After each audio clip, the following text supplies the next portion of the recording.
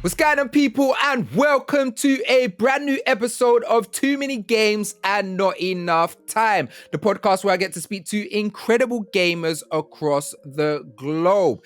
Now, yesterday was a very, very special night. Yes, the one and only Geeky Cassie, she put on a Twitter Spaces with Twitch. It was super, super cool.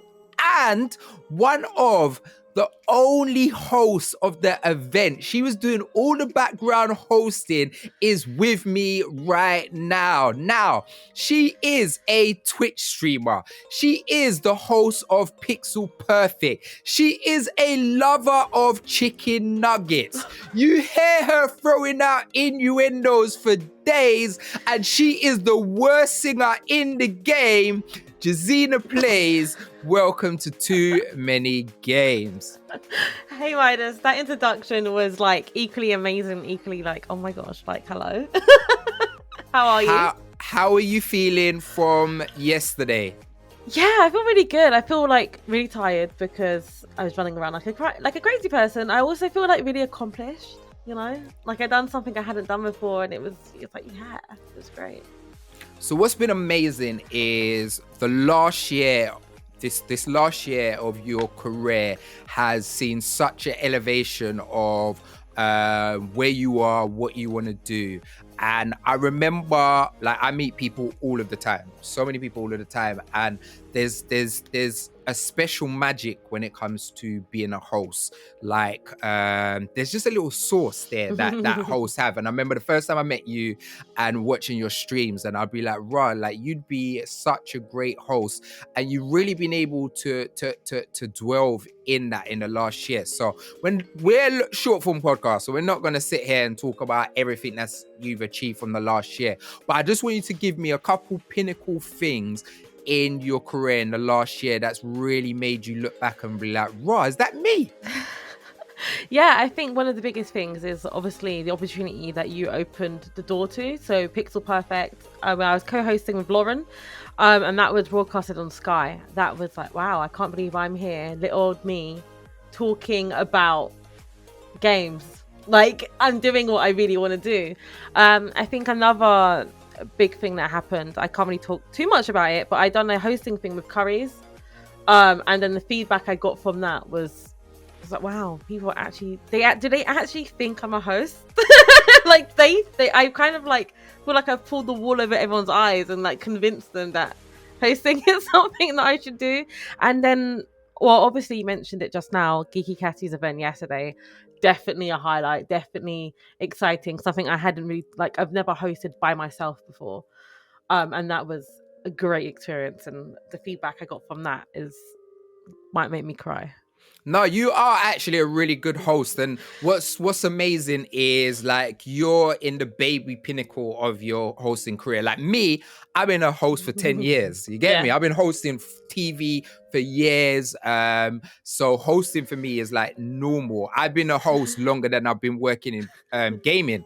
And I've been in gaming for time, you get me? Yeah. And just to see the elevation of your career is really, really incredible. And I just wanted to give you your kudos, give you your flowers, and say that like you're needed in the space, you're doing something really incredible, and I'm super proud of everything that you're achieving, and I'm super excited to see where you go to and the next chapter in your story, and just honored that I'm actually part of that story, to know that I'm part of the story that's really helped you kind of get to where you need to get.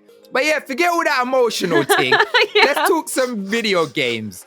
So you really luckily, like I said, the last year has been incredible. You actually partnered with PlayStation, and you was doing some PlayStation streams. You got the PS5 and all of them thing there.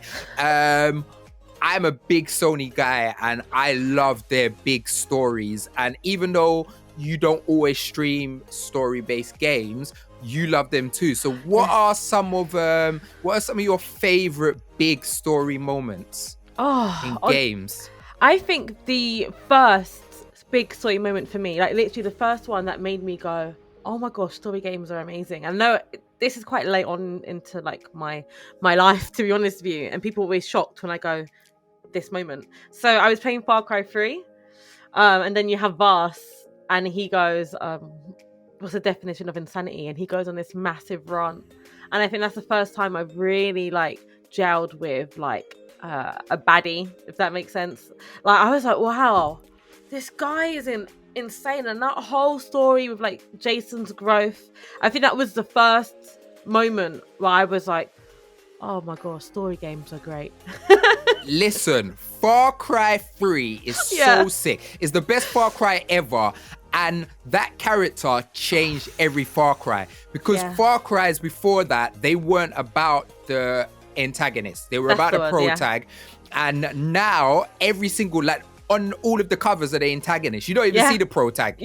No one cares about the pro tag. It's all about who is the big villain. And Vast is so incredible. Like, do you know what? When people say, sometimes some people don't like superhero movies because they're a bit corny and they more kind of sync with the villain. Far Cry 3 is that to a T. Like, how can someone be so mad in their head and just murking off people and doing all kind of craziness, and you're like, that's my brother right there. That is my guy. Like, he's trying to murk me and I'm with him. Yeah, honestly, Ross is such a big person in that game. I always forget that there's another antagonist. Always forget that actually that he's not the main antagonist. But yeah, that was the moment for me. That was when it's like, wow. Before I used to just play like silly little games like Sims and little platformers. That was the first time a story game has made me go, oh my goodness. Yes, it's incredible, and just the journey that it can take you on. Now, I know another game that you really love is Horizon, right? Yeah. I think I'm a big Sony fan, just like you. So like, I love Horizon, obviously God of War, which I'm like playing the new one now, and I'm just like, it's amazing. Like all these stories, like Sony do such. I'm a big fangirl. I'm sorry, do such a good job with their stories. Like you really feel connected to all the characters. Like, and I think it's important because I think they do something in gaming that at one time didn't seem like it was an important thing. Like there was a moment where gaming was just about, it's got to be the best multiplayer shooter, or it's got to be the game that you play with your friends and stuff. And now that I'm older, most of my video game experience is alone. Like I get to spend a lot of time just delving into a story, being taken on a journey. And then when I see my friends, or when I jump on my friends with chat, I'll jump on a Mario Kart, or like I love an Apex Legends and stuff like that. But I like to be able to have the both, because I don't read as many books as I used to. I don't get to watch as many movies as I used to. So being able to feel that full cinematic experience throughout a game, it just captures me. Yeah, I really have to agree. And I feel like I think when people see me when I stream, they don't see me as a story game streamer. And because I very rarely stream story games. So that's only because, like you said, I like to be immersed. And I love my chat and I love my community. But sometimes I kind of just want to sit there like cozy with a cup of tea, like just jaw just completely drop, like you can't do that when you've got people in your chat, you know? I really like to feel the story. Yeah, no, I feel you. So let's talk about your community, because you are a Twitch streamer before you became a host, and that was your kind of working through gaming. This is all coming from your pops, because your pops is big in the game, and he kind of said to you, this would be something that you're great. And the thing that I really enjoy about your streams is, I'm putting it bluntly, you're trash at certain games. But it's so good that we have a generation of, you don't have to be an esports player to be able to play a game. And I think a lot of people think, if you're working in gaming or if you're a streamer and stuff, you have to be the sickest. Like, I have to be. No, you don't. Like, I'm not an esports player. Like, I know I'm good, but I don't have to be the greatest of it. And I love that you have such a connection with your audience. Just even following you on Twitter and seeing you have banter back and forth with your audience. So what is it about streaming and your community that's made this be something so fun for you? I think I started streaming in lockdown, like a lot of us did, and I'm a very social, outgoing person. So lockdown, I was like furlough for a year, so it was a really difficult time for me. And then when I started streaming and I made this community, honestly, they saved me. I know it sounds dramatic, but without them, I think I've just would have been in bed all day, every day. You know, I think it's just nice to be able to like meet people who think the same as you. There's certain people in my community that are like, I see them as my like little brothers, and like helping them grow as well is something really important. I have one person, I won't say his name, but he knows exactly who he is. He's a little toe rag. Like honestly, he's such a toe rag, but you can tell that, you know, there's that care there. He's the biggest toe rag, but also my biggest supporter. And it's just really nice to make these connections and make these friends and make these people that actually you can like make a positive impact on their life. Sometimes when I don't stream and people like, Jazz, I missed you. Like, you know, what are you doing? It's nice. Yeah, that's dope. That's dope. All right, so obviously we spoke about these big story games, but what are some of your favorite games to actually stream?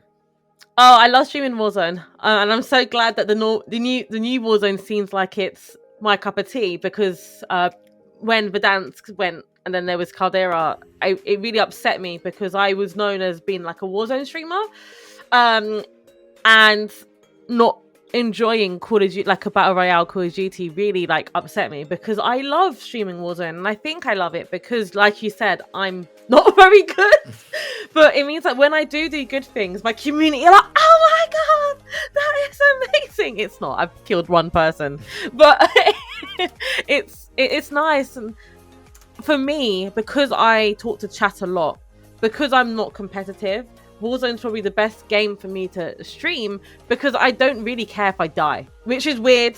But if I'm playing like a story game, I really care about how the story's going. With Warzone, for me, generally, I don't care. So I can be distracted talking to chat. You know, they will dare me to do stuff. I was streaming last week with the Prox chat, and I met this girl, and we're running about Verdansk. She nearly killed me by accident, and it's all those like little things that are, like, I feel like that me as a streamer, it makes it a bit different. It's just because I just like to be silly, you know. And I tell you what's really funny is, even though like I know you started trash at Warzone, but you actually got better. Like you're actually getting kills in and stuff. I see you maneuvering. I'm like, the last time I saw you play, I was like, right, is that the same Jazz? Like she can do a couple of things now. And so continuing on with the COD stuff you do. Yeah. One of the things that I really love is your Sister Sundays. Yeah. So you, even before you was hosting, even before you had any presence with brands and stuff like that, you was always kind of connecting with other women and connecting with other creators and kind of giving them a space even before you even realized that you was going to have your own space. So tell us a bit about Sister Sundays, why you started it and why it's important to you. Yeah, I think Sister Sundays started by accident. I used to like chow people, like go, oh yeah, 1v1 me, even though I know I would die.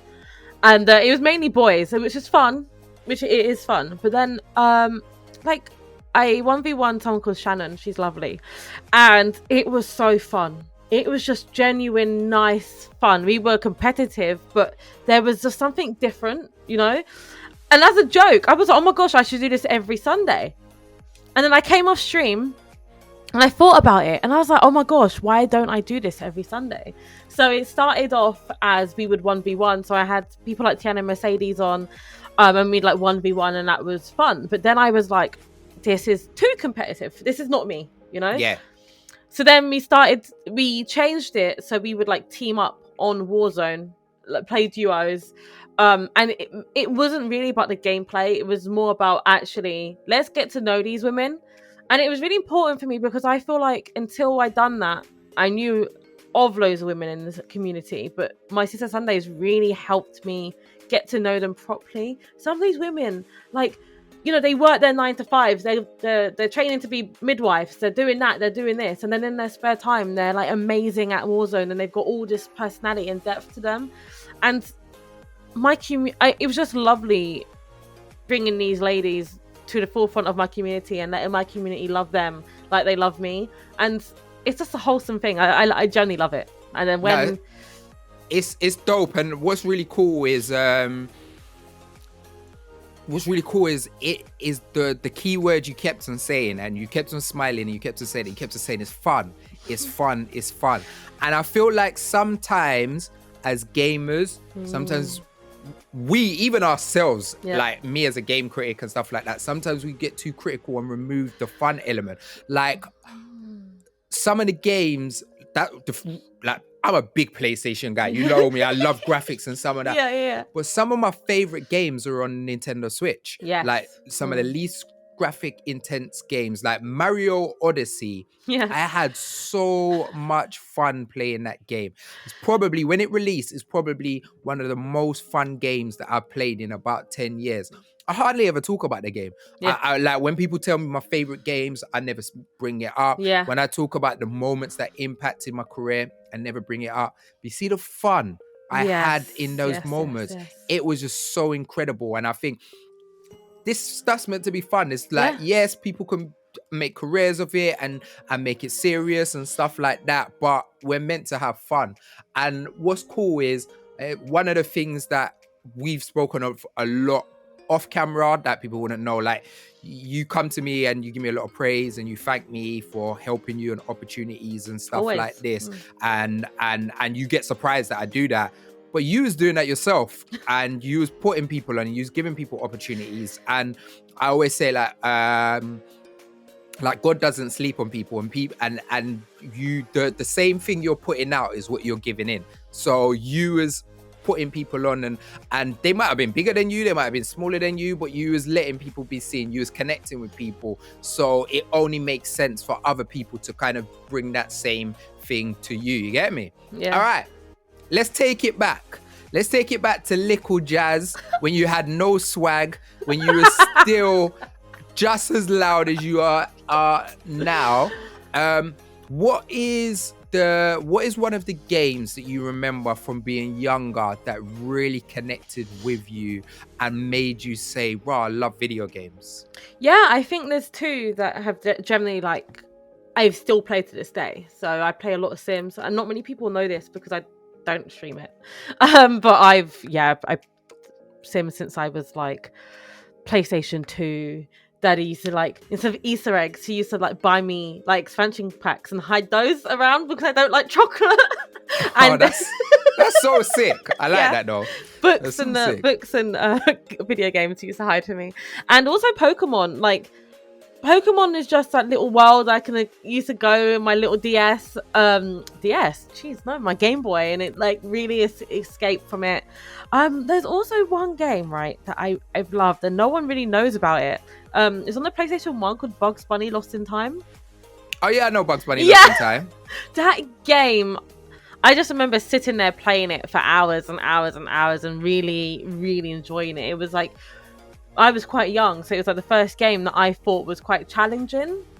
What's funny is back in like the PlayStation era, and even before that, like the Sega, when the Mega Drive and that was out on the Super Nintendo, there was so many licensed games, so many licensed games, but there was a few that were really good, and Bugs Bunny Lost in Time was one of those. So like good. That.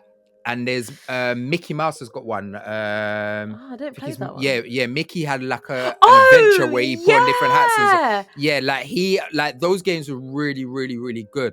And it's so funny. So you talking about Sims, because I love Sims. Now, back in the days, I'd say before Too Many Games, no one ever knew that I love Sims and I play Sims. Like but since I'm doing the podcast, I mention it a lot.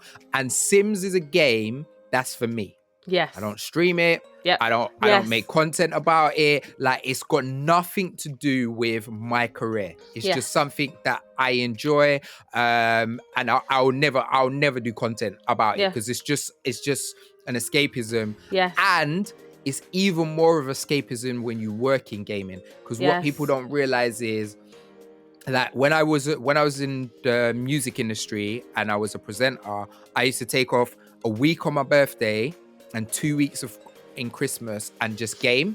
So Yeah. Christmas and my birthday, I used to always solidify with my gaming times, and I'd play bare games during that. Where now I play games all of the time. So now it's hard to escape to gaming because gaming is part of my career, and that's one of the things that I love about Sims and just being able to do that. And then Pokemon's something that I've always wanted to love, but it's never hit me the way it has. But I think it's because I've been playing RPGs all of my life. So by the time I started playing Pokemon, it was a little bit baby's first RPG compared to what I do play. But what is it about Sims that you really, really love? I think control freak. Yeah, I think that honestly, I was gonna say, I think it's a lot what you said about the escapism, because I've tried to make content out of it and then I don't like it, and I have people going, why don't you just like record it by yourself and then put it on YouTube? And I don't want to. Like, the same thing, it's my thing. It's not anyone else's, it's just for me. But I've been playing Sims since I was a kid, and I think it is a bit of a control thing. Like, I feel like as a kid, I didn't have much control.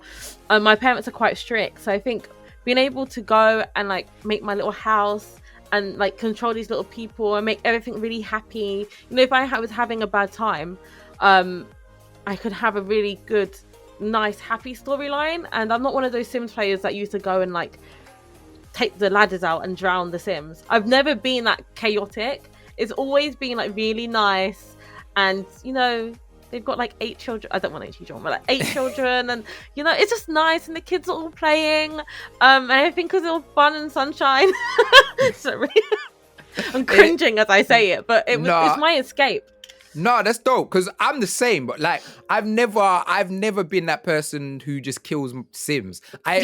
Most people I know do that, and I'm like, there's something wrong with you. That as soon as you start playing a game, your thing is, how can I kill them? How can I kill them? Like, what is wrong with you, fam? Like that's a madness. Jazz, we have run out of time, but once again, thank you so much for joining me. I really want you to go and check out Jazz. Listen, you need to check her out now while she is still blowing, because she is going to be one of the biggest presenters in the gaming industry. Her future is super bright, and I just want you to continue doing what you're doing and being great at what you're doing. And I want to thank you for being great and staying to the end of the episode. You are the MVPs. Make sure you go and check out Jazeena Plays. Go and jump in her community. Talk to the people there. Jazz, you want to say bye to everyone? Because I know you'll have to get your last word in.